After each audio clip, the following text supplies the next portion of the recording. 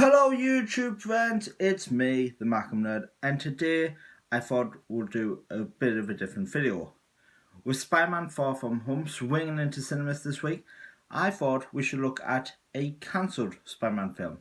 Now there's been loads of adaptations of the web slinger, cartoons, video games, novels, and films.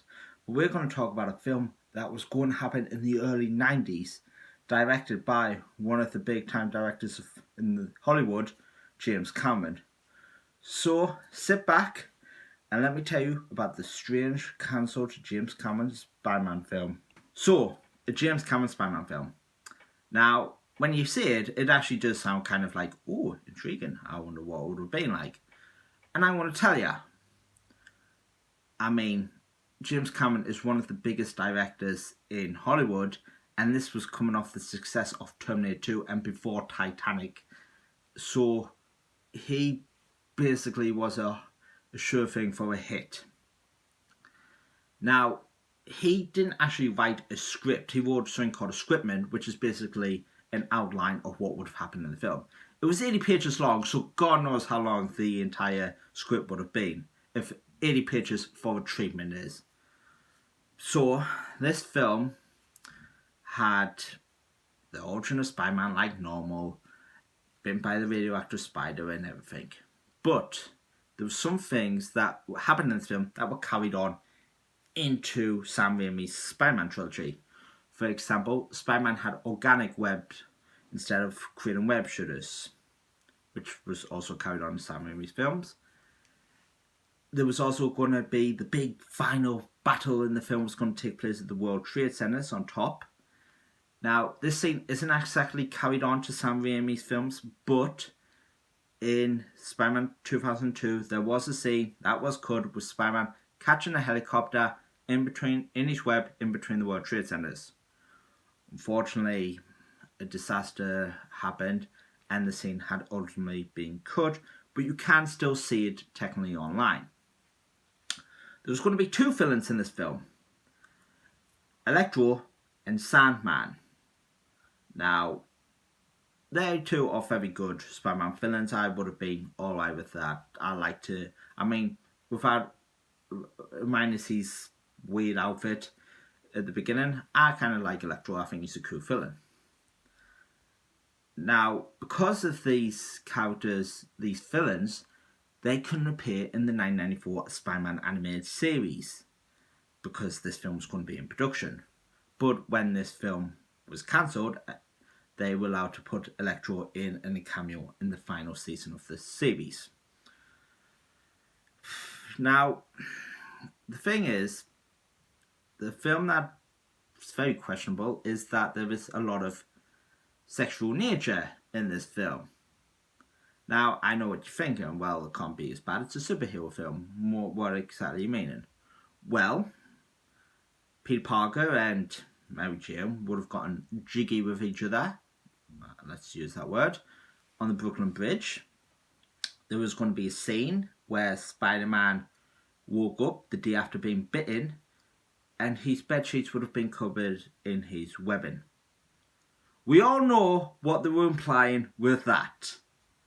There was also a scene where Mary Jane would have been getting changed in front of her window. She didn't close the curtains for some reason, don't know why. And Spider-Man is standing out on the wall outside her window, peeping at her, which is really disturbing from Spider-Man.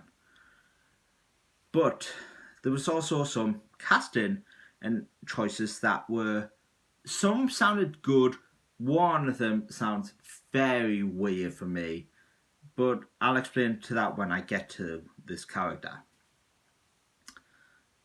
For Spider-Man, Leonardo DiCaprio was in the mind and Edward Furlong. Edward Furlong had already worked with James Cameron in Terminator 2, and this was before Leonardo DiCaprio worked with James Cameron on Titanic.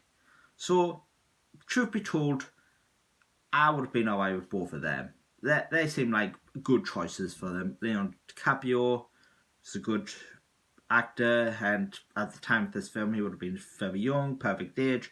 And Edward Furlong is good in Terminator 2. Unfortunately, his career hasn't exactly went off great.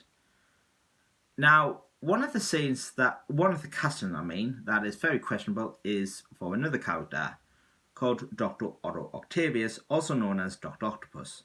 Now, Dr. Octopus was actually in Spider-Man 2, played perfectly by Alfred Molina, and this choice they had in mind for this version is very questionable, because they had in mind Arnold Schwarzenegger to play Dr. Otto Octavius.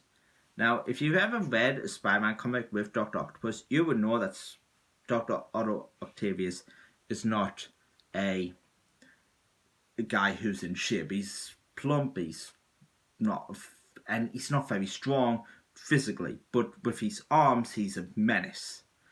So I don't see Arnold Schwarzenegger being the perfect choice for this role. Don't get me wrong, I love the actor, I think he's great, but not for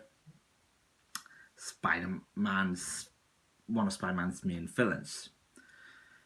Now, this film was all set to go, but unfortunately the company had to declare bankruptcy, so the film was scrapped and those things carried on to the Sam Raimi films.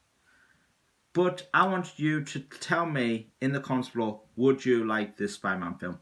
Would you like to have seen Arnold Schwarzenegger as Dr. Octopus, Leonardo DiCaprio as them? Let me know in the comments below. So guys, that's the basic outline of the Spider-Man film from James Cameron. Let me know in the comments what you would think of it. Also, on July the 16th, I will be doing releasing a video on that day of a Q&A. So tell me the questions you would like to ask me. It can be about anything you want. I mean, it's been over a year since I did my last Q&A, so I thought now might be the perfect time. But thank you. Also, don't forget to subscribe to the channel, like the video, and also go to my Facebook page and give that a like. Really appreciate it. And I'll see you next time on another video. Bye.